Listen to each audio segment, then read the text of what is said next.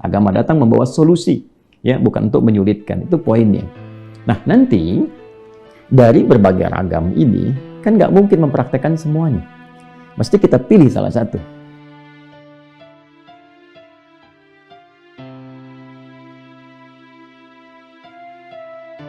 Assalamualaikum warahmatullahi wabarakatuh. Waalaikumsalam warahmatullahi wabarakatuh. Mengapa ajaran Islam tidak dibuat satu ajaran oleh Allah? Mengapa seperti ada Mengapa seperti ada kiblat 4 mazhab dengan segala perbedaannya? Baik, kita kembalikan dulu ke Al-Quran ya. Silahkan dibuka Quran surah Hud misalnya. Surah ke-11 ayat 118. Ya, Quran surah ke-11 Hud ayat 118. Walau syaa rabbuka la ja'alan nasa ummatan wahidah wa la yazaluna mukhtalifin. Allah Subhanahu wa taala jauh-jauh hari menegaskan, menyampaikan bahwa kalau Allah Subhanahu wa taala Rabbu itu Muhammad SAW sampaikan kepada umatmu, sampaikan pada orang yang bertanya tentang hal berikut ini, kalaulah Rabbu menghendaki, mudah bagi Allah ya untuk menjadikan manusia itu satu umat, ummatan wahidah, ya, satu pemahaman, ya, satu orientasi. Tapi persoalannya adalah wala yazaluna mukhtalifin. Karakter manusia itu kan berbeda, ya kan? Sifatnya berbeda, latar belakangnya bertempat di tempat yang tidak sama. Ya, saya misalnya sekarang di Bekasi, Anda mungkin di provinsi yang lain, di kabupaten yang lain, kota yang lain, bahkan ada yang negaranya berbeda dengan kita. Ya, di inter-Indonesia saja, beda kabupaten, beda karakteristik, beda suku, beda karakteristik. Karena itulah kemudian ada ayat-ayat Quran menyambungkan kita untuk saling mengenal, sehingga kita bisa menghargai perbedaan itu, baik perbedaan di bahasa, perbedaan di apalagi di karakteristik kita, di perilaku kita, sehingga semua akan menjadi warna kehidupan dan menjadi harmoni yang menyenangkan. Dengan perbedaan itu tercipta kita ilmu baru, pelajaran baru, interaksi baru, bahkan nanti tersusun ilmu-ilmu untuk mempelajari itu, ada antropologi untuk daerahnya, ada sosiologi dan sebagainya. Ya kan? Di Quran surah ke-49 Al-Hujurat ayat ke-13, fitrah ini Allah sampaikan, ya ayyuhan nasu inna khalaqnakum min dzakarin wa untha wa ja'alnakum syu'uban wa qabaila lita'arafu. Kan semua manusia tanpa kecuali kan aku jadikan engkau itu lelaki, perempuan, kemudian bertempat menyebar di berbagai tempat yang berbeda-beda. Dan dengan perbedaan itu engkau ada perbedaan tempat dari mulai RT, RW sampai dengan terus levelnya lebih tinggi lagi, bahkan sukunya berbeda-beda. Nah, karena tempatnya berbeda-beda, nanti di surat Ar-Rum itu, ya, khususnya dari ayat 20 nanti sampai 21-nya ke pernikahan, Allah sampaikan, wa min ayatihi, dan diantara tanda-tanda kebesaran Allah itu, ikhtilafu apa? Alsinatikum wa alwanikum. Ya, lisannya bisa berbeda, beda bahasa, beda karakter, kemudian juga orientasinya bisa berbeda, bahkan nanti penampilannya pun bisa berbeda, ada rambutnya beda, dari hasil pengaruh geografisnya gitu kan, ada kulitnya, warnanya bisa beraneka ragam menyesuaikan dengan cuaca tempat dia tinggal, dan itu memengaruhi karakter. Nah, dari perbedaan ini bicara bisa berbeda, kan? Apalagi nanti kecenderungan tindakan juga tidak sama, maka mustahil ada tuntunan yang mengharuskan semua mengerjakan satu hal yang sama, karena belum tentu bisa dikerjakan oleh semuanya. Ya, saya ambil contoh begini misalnya, ketika Al-Quran diturunkan, nah, apakah semua orang Arab itu bisa mengucapkan dengan kalimat yang sama? Tidak. Dialek mereka itu bisa berbeda. Ya, sehingga para ulama meriwayatkan kepada kita bahkan ada 7 ahruf, ya. Bahkan ada nanti qiraah 7, cara membaca dengan 7 cara. 7 cara ini menunjuk kepada dialek di antara pemaknaannya. Karena ada di antara mereka nanti yang tidak bisa mengucapkan a, bisanya mengucapkan e, sehingga wadduha bisa dibaca dengan wadduhe. Itu bukan mengada-ngada, karena lisannya memang terbiasa dengan e, nggak bisa mengucapkan a. Ada yang nggak bisa bacanya sod, ya, dia baca dengan sin, sehingga ihdinas siratal mustaqim, dia baca ihdinas siratal mustaqim pakai sin.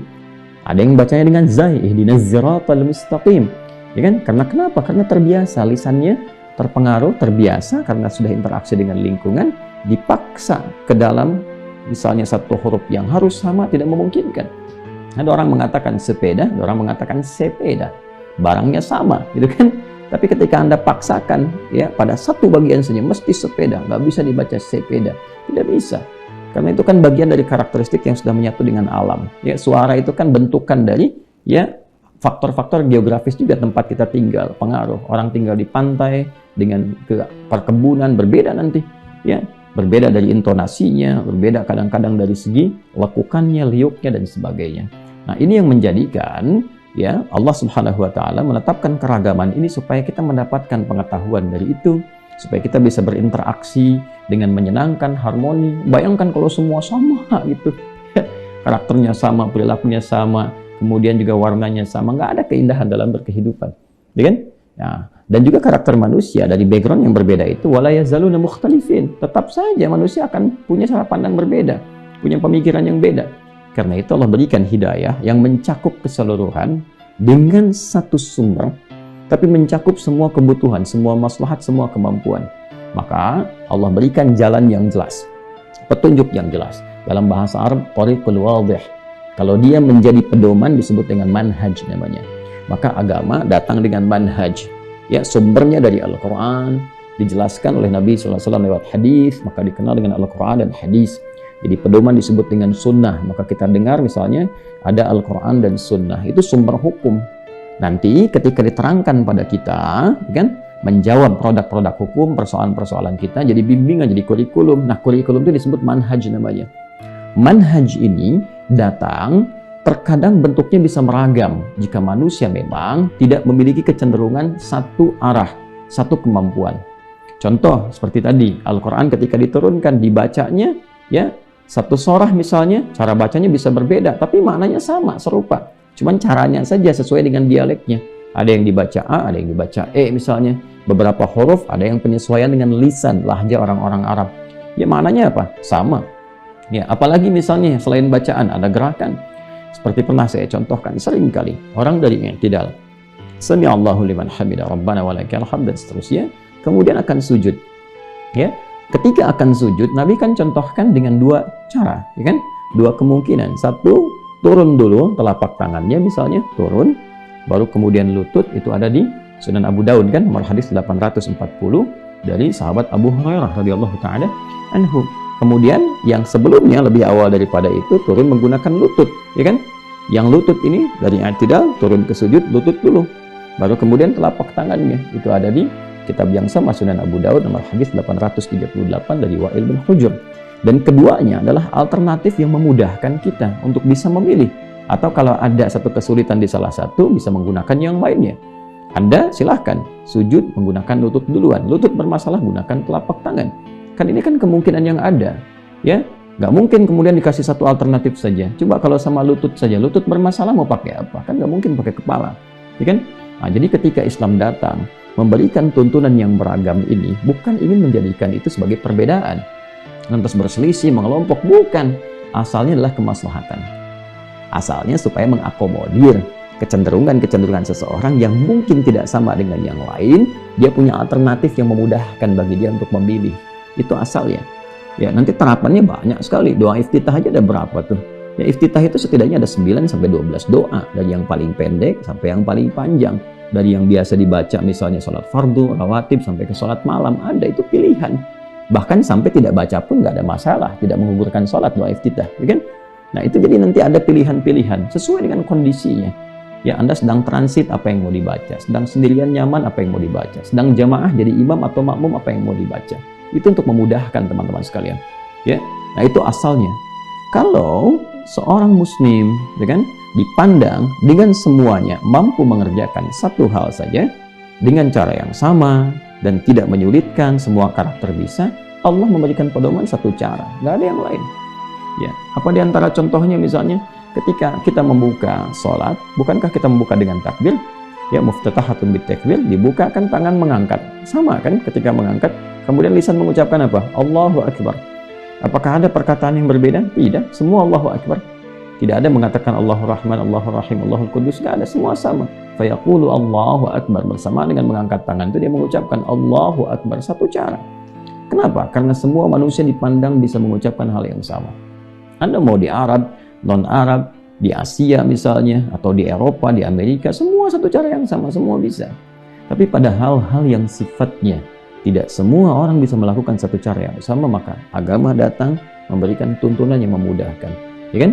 Yuridullahu bikumul yusra wa la yuridu bikumul usra. Karena Allah menginginkan orang itu menyembah Allah itu dengan kemudahan, kenyamanan, bukan dimudah-mudahkan. caranya mudah, nyaman dilakukan, membahagiakan. Itu spirit Quran tuh begitu, ya, spiritnya demikian. Dan di setiap ada yang sulit, agama itu datang memudahkan, bukan membuat lebih sulit, ya. Inna ma'al usri yusra. Kalau yang tadi yuridullahu bikumul yusra wala yuridu bikumul usra di Al-Baqarah 185, di Al-Insyirah ditegaskan inna ma'al usri yusra. Di setiap yang sulit datanglah kemudian kemudahan. Ad-dinu yusrun wala usrun. Agama datang membawa solusi, ya, bukan untuk menyulitkan. Itu poinnya. Nah, nanti dari berbagai ragam ini kan nggak mungkin mempraktekkan semuanya. Mesti kita pilih salah satu. Kan nggak mungkin saya dalam sholat misalnya saya baca Allahu Akbar, setelah baca Al-Fatihah kita baca surah Wadduha wadduhi wallaili idza saja wallaili idza saji, kan? Sementara nggak semua orang terbiasa dengan itu. Sudah bacanya jadi lama, qiraatnya dimasukkan semua, dan belum tentu semua orang membutuhkan itu, ya. Orang kan belajar apa yang dia bisa baca saja, sesuai dengan apa yang terbiasa dia bacakan. Maka pilih salah satu. Sama dengan ketika akan turun, ya, dari i'tidal turun misalnya ke sujud, ya, kita kan pilih salah satu, pakai lutut dulu, ya kan? Atau pakai telapak tangan dulu, ya? Atau saat baca bismillah dalam Al-Fatihah, mau bacanya dijaharkan, disirkan, nggak dibaca sama sekali, pilih salah satu. Nah, ketika memilih salah satu itu untuk kita tetapkan jadi pilihan kita, maka orang Arab mengatakan ma dhahaba ilaihi. Ma dhahaba ilaihi Abu Hanifah rahimahullah, ma dhahaba ilaihi Malik rahimahullah, ma dhahaba ilaihi Asy-Syafi'i rahimahullah, ma dhahaba ilaihi Ahmad rahimahullah. Ya, ini yang dipilih oleh Imam Abu Hanifah, yang cenderung dipilih. Ini yang dipilih oleh Imam Malik, Imam Syafi'i, Imam Ahmad bin Hanbal, yang cenderung untuk diambil pilihannya. Bukan kreasi sendiri, karena ibadah nggak bisa ya berkreasi sendiri. Ibadah itu harus berdasarkan dalil. Apa dalilnya, ya kan? Lalu dipelajari runtutannya. Semua tersambung, terhubung, sanad namanya. Ada sanadnya sampai ke Rasulullah SAW. Nanti Rasulullah mendapatkan kan langsung bimbingan dari Allah Subhanahu wa Ta'ala. Wa ma yantiqu 'anil hawa in huwa illa wahyun yuha. Nah, jadi ketika memilih itu, ma dhahaba ilaihi disingkat madhab. Jelas ya? Madhab itu sebetulnya adalah pilihan dari beragam alternatif yang ada dalam panduan berkehidupan yang islami berdasarkan petunjuk Al-Quran dan Sunnah. Ini yang dipilih yang ini untuk memudahkan, maka disebut dengan madhaba ilaihi, disingkat dengan madhab. Asalnya bukan kelompok-kelompok untuk berbeda, bukan. Nah, ini yang harus kita cerahkan, ini yang harus kita pahamkan. Jadi ketika ada seseorang misalnya memilih, oh saya ingin memilih ini nih, mazhabnya Abu Hanifah. Maksudnya apa? Maksudnya adalah pilihan dari ragam manhaj tadi, pedoman umum tadi, yang dipilih oleh Imam Abu Hanifah, karena beliau mempertimbangkan di antara sekian pilihan, ini saya ambil karena menurut saya ini yang terkuat. Jadi kan, ini yang paling cocok, ini yang paling nyaman, terbiasa dengan itu. Ketika Imam Abu Hanifah terbiasa dengan A, Imam Malik belum tentu. Oh, saya ingin pilih yang ini karena saya cocoknya yang ini. Dari segi dalil saya cenderung ke sini, dari segi pengamalan saya cocok ke sini, kan? Imam Syafi'i demikian, Imam Ahmad demikian. Nah, rumusan yang sampai ke kita itu umumnya dikodifikasikan oleh para ulama, kebanyakan lewat hafalan. Di antara mereka ada yang mampu mengkodifikasikan itu dari hafalan dan tulisan, jadi bentuk kitab yang sampai ke kita. Ya, diajarkan pada muridnya, generasi setelahnya sampai ke kita. Nah, di antara ulama itu nanti yang paling populer ada 4. Imam Abu Hanifah yang wafat tahun 150 Hijrah, Imam Malik yang lahir tahun 93 atau 94 Hijrah, kemudian Imam Syafi'i yang lahir tahun 150 Hijrah, dan Imam Ahmad bin Hanbal yang lahir antara tahun 164 dan sampai 165 Hijrah. Ya, jadi mereka yang kemudian mengkodifikasikan, menghafal, merumuskan, menuliskan di buku mereka, diajarkan sampai ke kita. Maka pilihan mereka kita kenal dengan madhab Hanafi, madhab Maliki, madhab Syafi'i, madhab Hambali. Nah, madhab itu bukan kelompok asalnya, tapi pilihan berdasarkan dalil yang pernah dirumuskan, dikumpulkan, lalu dipilih, dipraktekkan. Nah, kita ini kan bukan imam mujtahid, ya kan? Level ilmunya jauh sekali, menghafal sekian banyak hadis, paham Quran itu berapa kali, ya? Kita bisa pahami, bisa kita kaji setiap hurufnya, setiap disiplin ilmunya, sampai rumusan-rumusannya. Dari situ baru kemudian bisa memahami hukum, menyimpulkan dan sebagainya. Belum sampai kita ke situ. Akhirnya yang kita lakukan apa? Untuk memudahkan kita ikut, kan? Ikut. Karena udah pasti tuh di antara 4 ini dalilnya jelas, nyambungannya jelas, sanadnya jelas, bisa dilacak lagi. Bisa dilacak, itulah indahnya dalam Islam. Semua jalur ilmunya bisa dipertanggungjawabkan secara ilmiah dan argumentatif. Bisa dilacak tuh kemana arahnya, ketemunya sampai ujungnya. Jadi di Islam tuh nggak ada yang ambigu, nggak ada yang nggak jelas. Kalau ditanya apa hukum ini, dirujuk tuh sampai ke dalilnya apa, di Quran, di hadis, terus sampai dengan ke atas. Nah, itu yang disebut dengan madhab. Jadi kita mengerti dulu madhab itu apa, manhaj itu apa, spiritnya apa, semangat awalnya apa, hikmahnya apa. Nah, kalau sudah memahami ini, maka penting bagi kita untuk bisa bersikap bijak, menempatkan setiap pilihan yang sekiranya dipilih oleh sebagian kawan kita tidak sama mungkin dengan pilihan kita, lalu kita lihat, oh ini kemana nih, dalilnya apa? Oh ini ada dalilnya. Misalnya, yang si fulan ngambil kecenderungan dari Imam Ahmad, itu pasti kalau ditelusuri itu kemana? Oh ini jalurnya ke Imam Ahmad tuh, ya kan? Nanti Imam Ahmad ngambil dari mana terus? Hadisnya sampai ke atas, ke Nabi terus, sampai ke petunjuk-petunjuk yang terhubungkan dari Rasulullah SAW pada Allah Subhanahu wa Ta'ala tentunya. Nanti Imam Syafi'i juga demikian, kan gurunya Imam Ahmad itu, ya kan? Nanti Imam Malik kan gurunya Imam Syafi'i, punya jalur sendiri ke atasnya juga, sama semuanya. Nanti akan ketemu di situ. Kalau sekiranya perbedaannya, perbedaan pilihan yang memudahkan, maka istilah ulama fikih yang paling gampang dipahami disebutnya dengan furu'iyah. Hal-hal yang bukan pokok, cabang-cabang dari yang pokok. Maka di sini toleransi. Nggak bisa disamakan, ya. Kan juga karakternya beda, maslahatnya antara Anda dengan orang lain bisa berbeda. Anda nggak ada masalah di lutut misalnya, Anda pakai telapak tangan, ya Anda pakai lutut untuk yang sujud. Yang lain punya masalah di lutut, dia pakai telapak tangan. Atau nyamannya dengan itu, kan nggak bisa dipaksakan. Ya, pilihannya terbuka. Kan ulama juga menyampaikan bahwa agama itu menunya bagaikan hidangan. Hidangan itu kan seleranya bisa beda-beda, sepanjang apa menunya ada. Kalau menu nggak ada, selera dipaksakan kan nggak bisa, kan? Nah ini dalilnya ada, kemudian bimbingannya ada, kemudian juga panduannya sudah lengkap, tinggal kita ambil pilih, maka di situ mesti ada toleransi. Bagi yang paling gampang kita contohkan, yang pokok sholat, semua harus sholat tuh manhaj, sholat subuh misalnya, semua sholat manhaj, 2 rakaat semua sama, manhaj gak ada yang beda kok, ya nggak ada perbedaan pendapat, subuh tetap 2 rakaat, dimulai dengan takbir, diakhiri dengan salam, sama. Nah, bedanya di mana? Yang furu'iyah tadi, yang madhab. Contoh kunut misalnya, itu furu'iyah, ya, bukan hal yang pokok yang bisa membatalkan langsung sholatnya. Anda mau kunut, Anda nggak kunut, tetap ketika Anda sholat subuh itu tetap sholatnya sah. Tidak menentukan sahnya kunut dengan tidak kunut, tidak menentukan sahnya sholat subuh. Ya, nah kunut itu masalah furu'iyah. Jadi kalau Anda misalnya kunut, ada dalilnya nih. Oh ini nih di jalur Imam Malik dalilnya begini, ditunaikannya sebelum ruku pada rakaat yang kedua dan silent sifatnya. Ya, di madzhab Syafi'i ditunaikannya ba'da ruku' rakaat kedua dan jahar dibacakannya. Di madzhab Hambali tidak ditemukan itu, hanya ada kunut nazilah. Di Abu Hanifah nggak ada kunut di situ, nggak dipraktekkan di subuh hari. Ya dalilnya ada, ini dalilnya, ini dalilnya, ini dalilnya, tinggal dipilih, ya kan? Ya sama nanti dengan duduk tahiyat misalnya, ada yang 2 rakaat tuh, ada yang pilih iftirash, ada yang pilih tawarruk, ya kan? Dalilnya ada, tinggal nanti mana yang paling nyaman. Mungkin ada yang nggak terbiasa dengan iftirash, dia tawarruk. Ya, ada yang nggak terbiasa dengan tawarruk, dia iftirash pada 2 rakaat itu. Ya, jadi ini kan perkaranya ringan sekali. Ya, persoalannya adalah apakah ilmunya diketahui atau belum diketahui. Problemnya cuma 2. Satu, belum tahu, yang kedua fanatisme yang berlebihan. Ya kan? Dan kadang-kadang juga ada ketidakjujuran dalam menyampaikan. Ini yang sunnah, yang lainnya bukan sunnah. Nah, itu yang repot. Ya, itu yang repot. Padahal semuanya sunnah, terhubung kepada jalur yang sama. Cuma nggak diterangkan secara terbuka, ini yang repot. Ya, jadi kalau kita mau objektif dengan baik, sampaikan. Oh teman-teman, kita nggak pilih kunut karena begini ya dalilnya. Tapi hormati yang kunut ya, karena mereka ada dalilnya seperti ini. Nih, jalur pertama Imam Malik, kunutnya sir. Nanti kalau Anda misalnya sholat di wilayah Afrika Utara, kayak Libya misalnya, Tunisia misalnya, atau nyebrang ke Italia, ke Maroko, ke Spanyol, ya, mereka naik tangannya seperti ini saat takbir, ini irsal namanya. Ya, nggak semuanya Syiah yang seperti ini. Kalau Syiah nanti bisa dilihat saat dia bangkit dari sujud tuh, dalam duduk di antara 2 sujud. Kalau yang begini belum tentu Syiah ya, itu mungkin Maliki, terangkan. Ya. Nah, jadi jangan sampai terjadi orang sholat Allahu Akbar begini Syiah ya.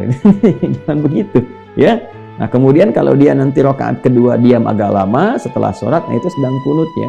Dan ingat loh, Imam Malik itu imam yang lahir di Madinah, tumbuh di Madinah, berkembang di Madinah, mengajar di Madinah sampai wafat di Madinah, dan dikenal dengan Imam Darul Hijrah, imamnya Madinah.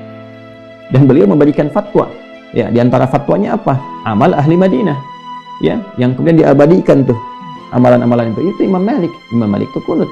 Kunutnya silent sebelum sebelum beliau rukuk di rakaat yang kedua. Imam Syafi'i pilih yang jahar di rakaat yang kedua. Ya kan? Imam Ahmad bin Hanbal memilih pertengahan. Ya, melihat kepada asbabnya kemudian menyimpulkan bahwa oh, ini kunutnya pas nazilah saja gitu. Nah, ini diterangkan. Jadi kalau diterangkan itu umat mengerti dan nggak ribut nantinya. Ya, oh ini ribut, akhirnya keluar dari masjid nggak pada sholat subuh. Nah, itu yang salah. Itu yang tidak tepat. Jadi saya kira yang pertama itu pengetahuan, penting untuk dipelajari. Yang kedua bijaksana, ya diterangkan asalnya, diterangkan cabangnya, diterangkan ilmunya. Setelah itu, setelah nyaman, silahkan dipilih, jangan memaksakan.